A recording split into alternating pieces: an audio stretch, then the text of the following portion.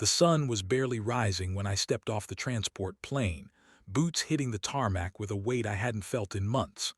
After a long overseas deployment, all I wanted was to come home, drink coffee on my porch, and maybe take a quiet walk through my land.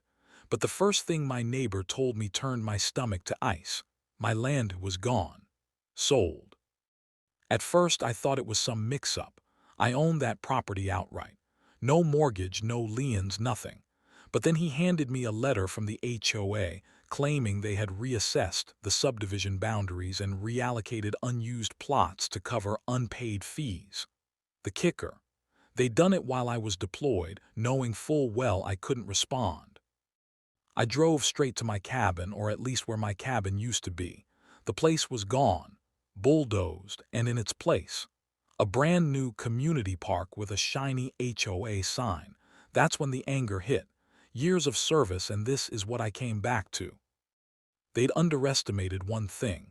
They had no idea who they were messing with. I had contacts, I had paperwork, and I had the law on my side. More importantly, I had the U.S. military's ear. I made a few calls, explained how my property was unlawfully taken while I was serving the country, and within a week legal gears started turning faster than the HOA could blink. One morning, the entire subdivision woke up to a convoy rolling in, not for a parade but for a repossession.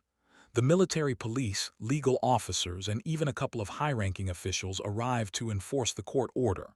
Every single house built on my stolen acreage was seized. The HOA office cleared out, records confiscated, signs taken down.